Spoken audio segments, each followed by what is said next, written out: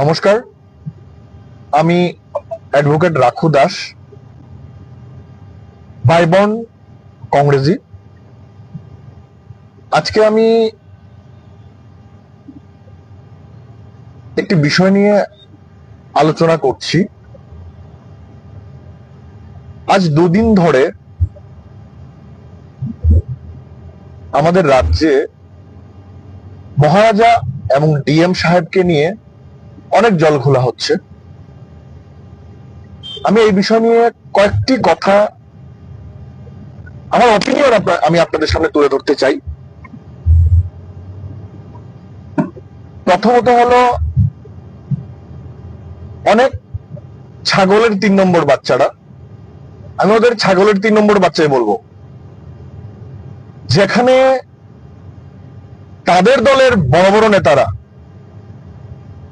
DM এর এই অনৈতিক কার্যকলাপকে ধিক্কার জানাচ্ছে, সেখানে কিছু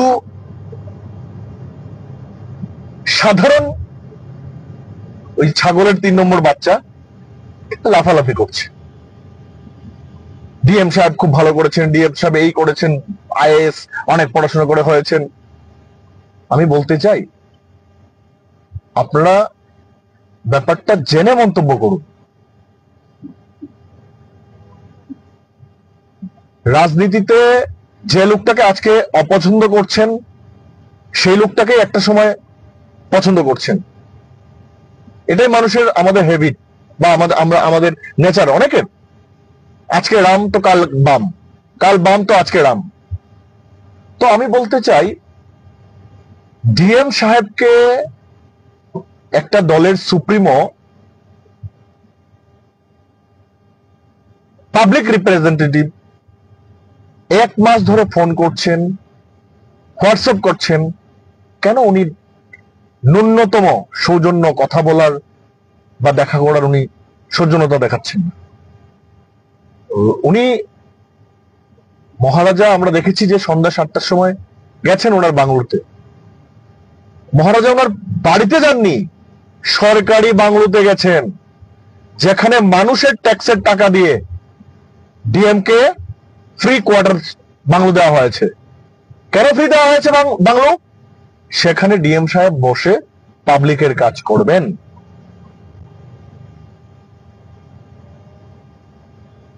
আপনারা জানেন,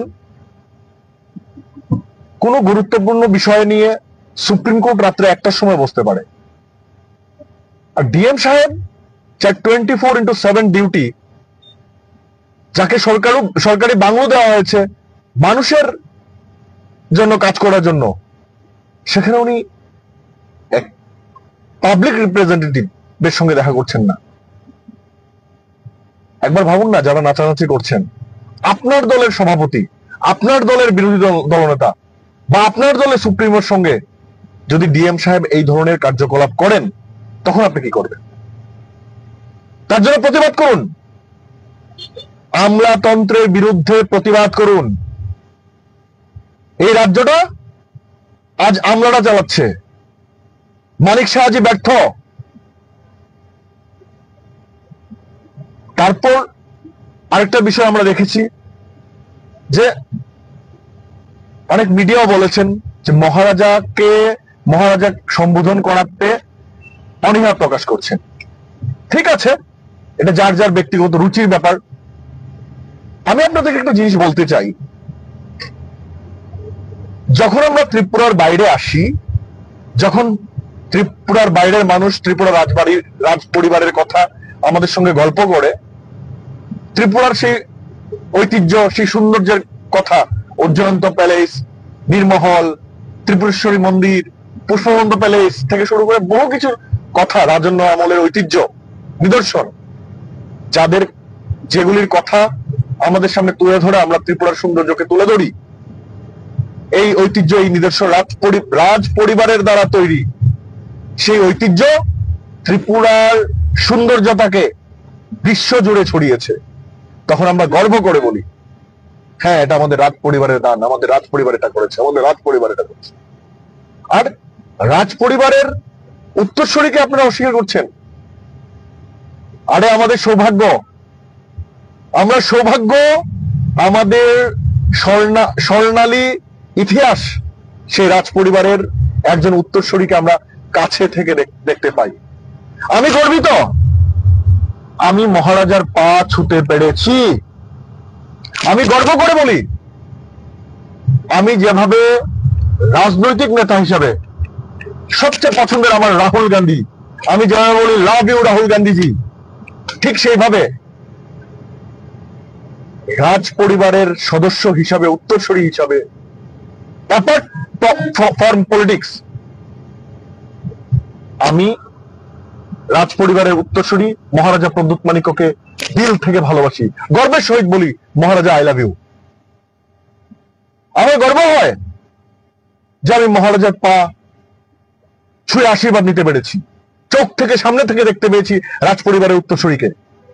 কিন্তু এমন একটা দিন আসতে পারে যে রাজ পরিবারের স্বর্ণালী ইতিহাস আপনারা শুধু ইতিহাসের পাতায় খুঁজে পাবেন।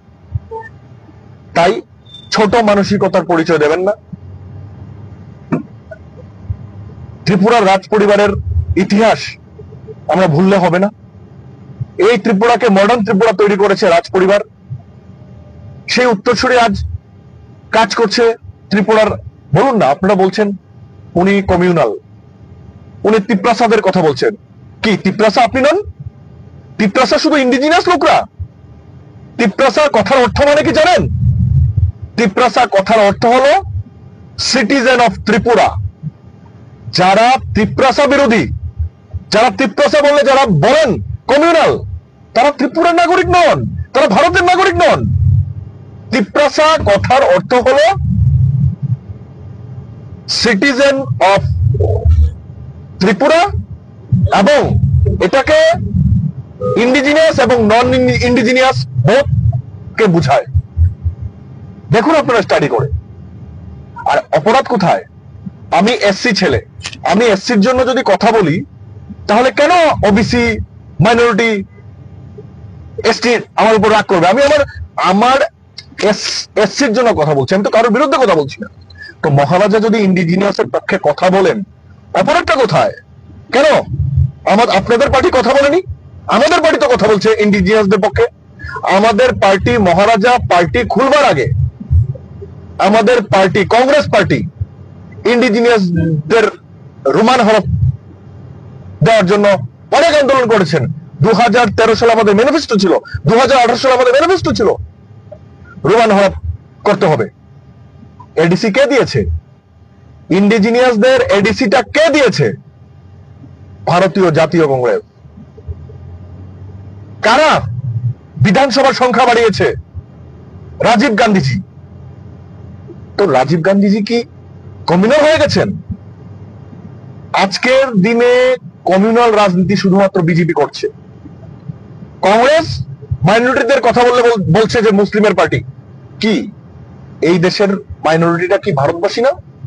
তাহলে কেন পারমাণবিক বোমা তৈরি করতে, পারমাণবিক অস্ত্র তৈরি করতে কেন আমাদের প্রাক্তন রাষ্ট্রপতি আবুল কালামকে আমাদের প্রাক্তন প্রধানমন্ত্রী অটল বিহারীজি দায়িত্ব দিয়েছেন? বলুন কেন আমাদের বোন কুরেশি এই পাকিস্তানকে শিক্ষা দিতে একটা মুসলিম কান্ট্রির বিরুদ্ধে কে লড়াই করেছে? হিন্দু, মুসলিম, শিখ একসাথে হাতে হাত মিলিয়ে কিছুদিন আগে লড়াই করেছে। আর আপনারা এই ভারতবর্ষে কমিউনাল রাজনীতি করছেন। আমি বলতে চাই, যারা বিজেপির বন্ধুরা তো মহারাজাকে